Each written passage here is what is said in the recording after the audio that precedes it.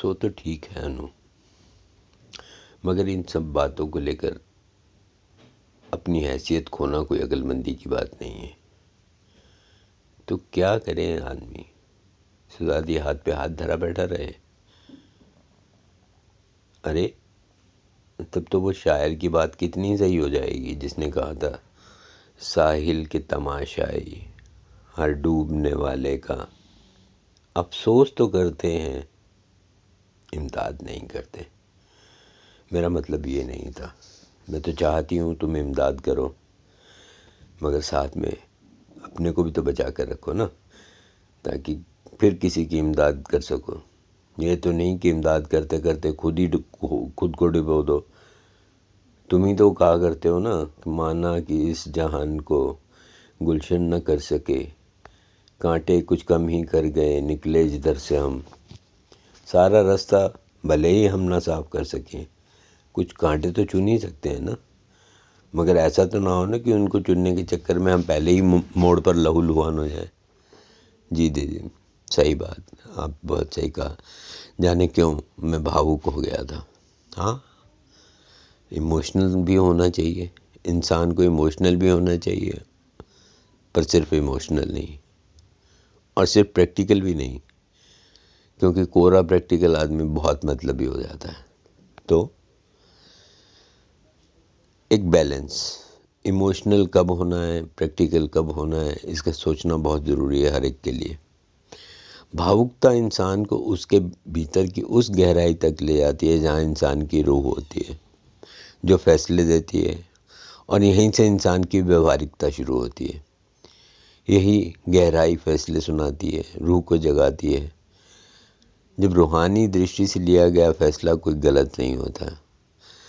जब फैसला कोई गलत नहीं होता तो इंसान कैसे गलत हो सकता है।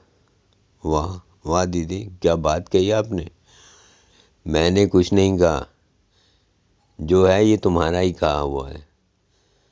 मैंने तुम्हारे सामने दोहरा दिया है। उस दिन तुम ही मुझे ये समझा रहे थे ना सब। हाँ दीदी, दूसरों को कह लेना कितना आसान है, जब अपने पे पड़ती है मालूम तो तभी होता है ना। अनु, बहुत हो गया, चल छोड़िए सब, चल कहीं घूमने चलते हैं। कहाँ चलेंगी अनु, लेक पे चलें। अरे हाँ, आज पूर्णिमा है, चांद पूरा होगा, और जब पहाड़ियों के पीछे से निकलेगा तो कितना अच्छा लगेगा। ठीक ठीक, चलो हम रास्ते में से खाने के लिए कुछ वहीं ले लेंगे। हम लोग लेक पर पहुँचे तो काफ़ी भीड़ थी। खुशनुमा मौसम, शहर की भीड़ भाड़ से परे ये झील काफ़ी बहुत अच्छा लग रहा था। कुछ खा लेने के बाद हम लोग सीढ़ियों पर आकर बैठ गए। चांद धीरे धीरे पहाड़ियों के पीछे से उभर रहा था।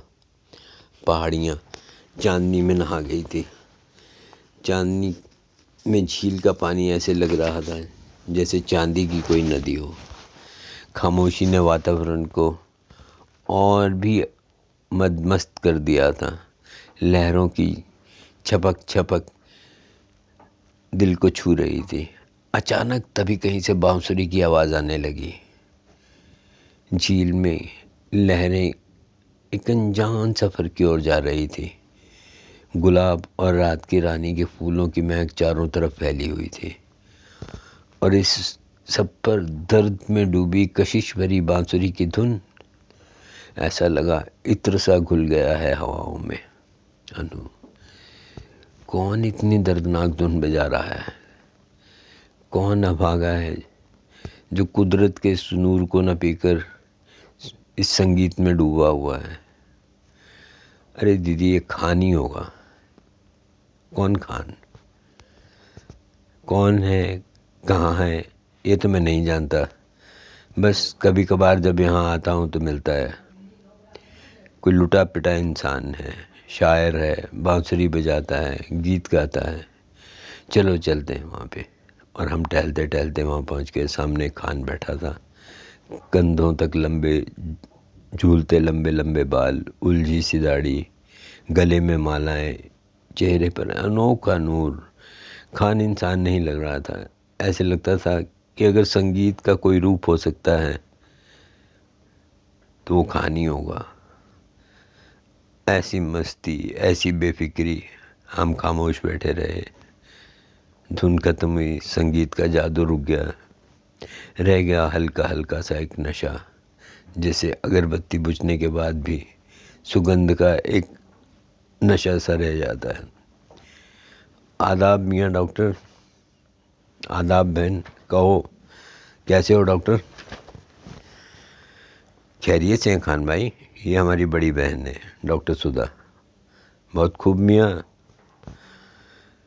तो दोनों बहन भाई डॉक्टर हो। अरे डॉक्टर, कभी हमारा भी इलाज कर दो। क्या इलाज करें आपका खान भाई? आप कुछ अता पता बताएं तो बात बने। वो तो हमारी भी समझ से बाहर है मियाँ डॉक्टर। वो है ना, वो ख्याली है, ख्यालात समझने वाला, मुझसे बेहतर मेरे हालात समझने वाला। खान गुनगुना रहा था, बेहद सुरीली आवाज़ दर्द का एक दरिया सा बहने लगा था। कुछ ऐसी ही धुन छेड़ी थी खान ने। सारा वातावरण ठिठक कर रुक सा गया, मानो हर चीज़ खान को टुकुर टुकुर ताक रही हो। ऐसे लग रहा था जो जहाँ है वहीं थम गया है। उफ, इतना जादू सुरों का। कहाँ खोए हो डॉक्टर मियाँ? खान मुझसे पूछ रहा था। खान भाई, ये क्या जादुई जाल फैलाया आपने? मैं तो इसी की पकड़ में था। अच्छा, चलता हूँ डॉक्टर मियाँ, फिर मिलूँगा कभी। आदाब। आदाब डॉक्टर बहन। आदाब डॉक्टर मियाँ। अल्लाह हाफिज़। और खान जा चुका था। बड़ा अजीब आदमी है, दीदी बोली। हाँ दीदी, बड़ा बेपरवाह है, शायर है, और क्या गज़ब की बांसुरी बजाता है। लोगों ने इसे बहुत ऑफ़र दिया इसे प्रोग्राम देने को, मगर कहता है मुझे दौलत और शोहरत का जहर नहीं पीना है। ओह, अगर हम कंपेयर करें इसे अपनी सिचुएशन के साथ, ना ना ना ना, नहीं, कभी नहीं, कोई कंपैरिजन नहीं। दीदी, ये कंपैरिजन ही जड़ है तमाम दुखों की। अनु, तुम हर बात को इतना सीरियसली क्यों ले लेते हो? क्या मिलता है तुम्हें ऐसा करके? वही गहराई दीदी जो फैसले कराती है, जिसकी बदौलत अभी तक मेरी सांसें चल रही हैं। हम लौट पड़े, रास्ते खामोश रहे। हम चल तो रहे थे साथ साथ, थे मगर दूर दूर, ख्यालों, अपने अपने ख्यालों की वादियों में डूबे हुए। घर पहुँचे, कपड़े बदल कर मैं अपने कमरे में चला गया। सामने रैक में ढेरों मोटी किताबें पड़ी थी, टेबल पर फाइलों का ढेर लगा था। अभी बैठना ही चाहता था कि फ़ोन की घंटी सुनाई दी, और अनु दी ने फ़ोन उठाया तो बोली, अनु तेरा फ़ोन। हेलो, मैंने कहा। हाँ सुपुत्र आनंद, कैसे हो? मज़े में हो? अरे उमेश, क्या हाल है तुम्हारे? पुत्र, जो हमने पहले प्रश्न किया उसका उत्तर दो। हाँ हाँ हाँ पिताजी, आपका सुपुत्र मज़े में है। अब कहिए, क्या कष्ट है आपको? गुस्सा? अरे आनंद बाबू, गुस्सा मत करो भाई। जानते नहीं क्रोध स्वास्थ्य के लिए कितना हानिकारक होता है। अरे अब कुछ बकेगा भी। क्या हुआ क्या? डॉक्टर आनंद, घड़ी पहने हो क्या? हाँ हाँ। देख के बताओ क्या समय है। 10 बजने वाले हैं। और तुम क्यों बोर कर रहे हो इस समय 10 बजे? दिल्ली के लिए गाड़ी कितने बजे चलती है वहाँ से? 12:15। आनंद बेटा, जल्दी से ट्रेन पकड़ो और दिल्ली पहुँचो। क्यों, क्या हुआ? सब कुशल तो है ना? अरे तुझसे कहा ना जल्दी पहुँचो, तुम्हें एक तोहफा देना है। अरे ऐसा क्या अलादीन का चिराग है तुम्हारे पास? है मियाँ, तुम आओ तो सही। अगर मैं कहूँ मैं नहीं आ सकता तो भाड़ में जा। जब पता लगे ना कि उमेश जी नहीं रहे तो फिर आ जाना। उमेश फिर वही बकवास, मगर तब तक फ़ोन कट चुका था। उफ, ये उमेश भी ना कितना ज़िद्दी है, जो कहेगा मनवा के ही छोड़ेगा। क्या हुआ अनु? दीदी सामने खड़ी थी।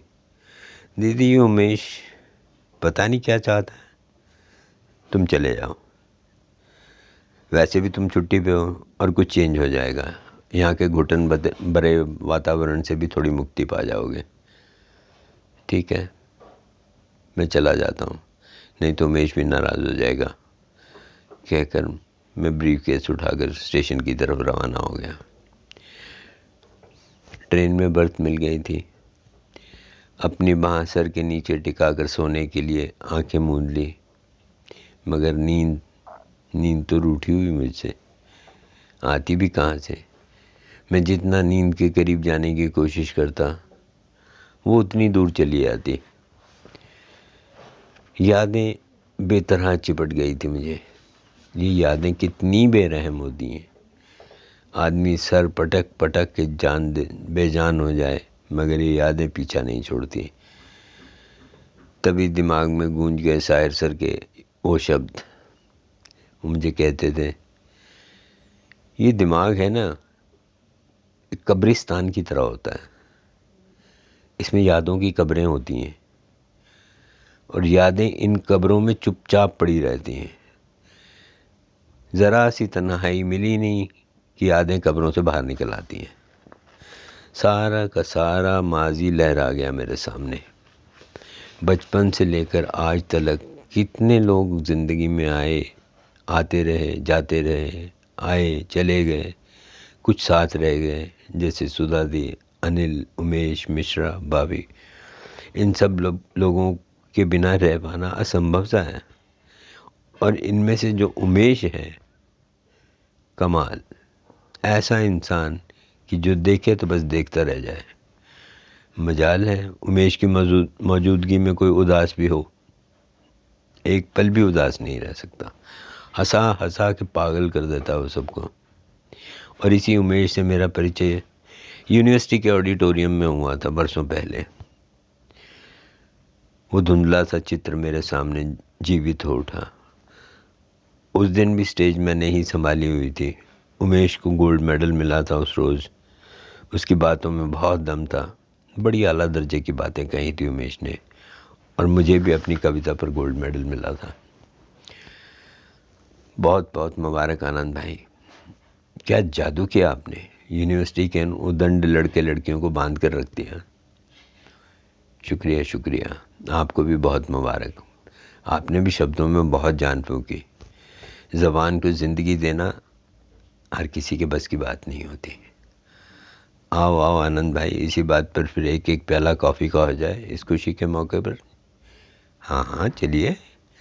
कैफेटेरिया खचाखच भरा हुआ था, कॉफ़ी की महक छाई हुई थी हर तरफ। अरे वो सामने टेबल खाली है, वहीं बैठते हैं, उमेश बोला। लौटते वक्त उमेश बतियाता रहा और मैं खामोश सुनता रहा। तो बोला, आनंद भाई हमारी जोड़ी जमेगी खूब, मैं बकवास करता रहूँगा और तुम सुनते रहोगे। क्यों, क्या ख्याल है? उमेश का हाथ बढ़ा हुआ था और मैंने उस बढ़े हुए हाथ को थाम लिया। और तुम दोनों की दोस्ती का गवाह रहूँगा मैं। मिश्रा अचानक जहाँ से आ टपका था। अरे मिश्रा, तू कैसे? ऐसा कैसे हो सकता है अनु, तुम्हारा प्रोग्राम हो और मिश्रा जी उसमें शरीक ना हो, ये अलग बात है। तुम कॉफ़ी अकेले अकेले पी आए हो। और फिर हम सब की हंसी फूट पड़ी। उमेश, ये मिश्रा जी हैं, मेरे बहुत प्यारे दोस्त। मैंने मिश्रा जी का परिचय कराया उमेश से। अनु, तुम्हें डॉक्टरी नहीं पढ़नी चाहिए थी, तुम्हें तो बस कलाकार ही रहना चाहिए था। मिश्रा, शायद ऐसा भी हो जाता अगर किसी ने मुझे रोका नहीं होता। वो कैसे? एक सर ने मुझे सख्त हिदायत दी थी कि मैं इसे लिखने को अपना प्रोफेशन नहीं बनाऊं, क्योंकि जो काम मैं करने जा रहा हूं वो काम करने वाले लोग इस दुनिया में बहुत कम हैं। लिखने वाले तो बहुत मिल जाएंगे। और उस बात को नकारने की हिम्मत मुझ में थी भी नहीं। और सच बताऊं तो लिखना मेरा एक शौक ही है। उमेश जी, आप भी बताइए अपने बारे में कुछ। आनंद, क्या बताऊं, मैं एमए कर रहा हूँ, लिटरेचर को दीवानगी की हद तक चाहता हूँ। इतनी बड़ी दुनिया में अकेला हूँ, घर पे कोई है नहीं। एक माँ थी, वो भी बड़े बड़े सपने देख के चल बसी। पापा की तो शक्ल भी याद नहीं मुझे। बस इतनी सी कहानी है मेरी। ओ वेरी सॉरी उमेश, मेरा इरादा तुम्हें दुखी करने का कतई नहीं था। मुझे अफसोस है मैंने तुम्हारे घाव हरे कर दिए। अरे इसमें खेद की क्या बात है भाई, आपने मुझसे कौन सा कुछ छीन लिया है? आप तो इतना कुछ दे के जा रहे हो मुझे। हाँ उमेश, हम तुमसे दूर से ही पर रहेंगे हमेशा तुम्हारे दिल में। जब भी ज़रूरत हो बेधड़क चले आना। बस यही थी हमारी पहली मुलाकात। फिर बरसों बीत गए। उमेश उपाध्याय पीएचडी की उपाधि पाकर यूनिवर्सिटी में प्रोफेसर हो गए और मैं इधर ब्लड बैंक में आ गया। पिछले कई वर्षों में उमेश सिर्फ एक ही बार मिला था मुझे, और वो मुलाकात बहुत दुखदाई थी। उस दिन मैं हॉस्पिटल से लौटा ही था, बाहर बरामदे में बैठा था। दीदी भीतर बैठी कुछ पढ़ रही थी। अचानक गेट खुलने की आवाज़ से चौंक कर मैंने देखा तो सामने उमेश खड़ा था। अरे उमेश, कैसे हो? उमेश आते ही मुझसे लिपट गया। तुम सुनाओ आनंद, क्या हो रहा है? कभी याद भी नहीं किया। क्या कह रहे हो उमेश? तुम्हें कौन भूल सकता है? कौन है अनु? भीतर से सुधा दी की आवाज़ सुनाई दी। अरे दीदी देखो, अपना उमेश आया है। ओह दीदी यहाँ? अच्छा, नमस्ते दीदी। नमस्ते नमस्ते। उमेश कैसे हो? आपके सामने हूँ, अच्छा भला खड़ा हूँ। अच्छा तुम लोग बैठो, मैं तुम्हारे लिए चाय बनाऊँ। हाँ दीदी, कहकर वो अंदर चली गई। अच्छा अच्छा बैठो, बातें करो, मैं अभी आती हूँ। उमेश, तुम्हारी आंखें कुछ और बोल रही हैं, तुम्हारा चेहरा कुछ और बोल रहा। परेशान हो? हाँ अनु, पहले चाय पी लो तो बताऊँगा, नहीं तो चाय का मज़ा भी जाता रहेगा। तुम कहते हो ना दीदी चाय बहुत बढ़िया बनाती हैं। ठीक, जैसी तुम्हारी इच्छा। और तभी दीदी चाय ले आई थी। हम तीनों चुपचाप चाय पीने लगे। चाय पी लेने के बाद उमेश बोला, तारू पिछले दिनों ना कुछ बीमार रहा हूँ। अरे ये साले डॉक्टर लोग ना दोस्त हैं मेरे सारे, सब जानते हैं, हर वक्त पकड़े रहते थे, ये करा लो वो करा लो, ये टेस्ट वो टेस्ट। और फिर मज़े की बात है मुझसे ही छिपाते रहे, वो रिपोर्टें सब मुझसे छिपा रहे थे। बट मैं भी कम नहीं हूँ। एक दोस्त की मदद से तो ना अपनी फ़ाइल के डुप्लीकेट पेपर तैयार करा के लाया हूँ, लो देख लो। और उसने ब्रीफ केस में से एक फ़ाइल निकाल कर मेरे सामने रख दी। फाइल के पन्ने उलटते उलटते मेरा दिल बैठना शुरू हो गया था। दीदी आप ये फ़ाइल देखिए, मैं अभी आया। मैं उठकर अंदर चला गया। छलछलाई आंखों को पानी के छींटों से साफ करने की कोशिश की। बाहर आया तो उमेश दीदी से पूछ रहा था, हो तो ये सब सही है? भाई मुझसे तो ज़्यादा अनु जानता होगा, क्योंकि उसका ये फील्ड ही है। मैं भी आकर बैठ गया था। क्यों अनु, ये सब सच है? उमेश ने पूछा। नहीं उमेश, अभी हम किसी डिसीज़न पे नहीं पहुंच सकते। अरे रहने दो इन बातों को, जो हकीकत है उसे क्यों ना करते हो? जो है सो है, उससे क्या डर। खैर छोड़ो, मैं कुछ जानना भी नहीं चाहता था। जो जानना चाहता था वो जान चुका।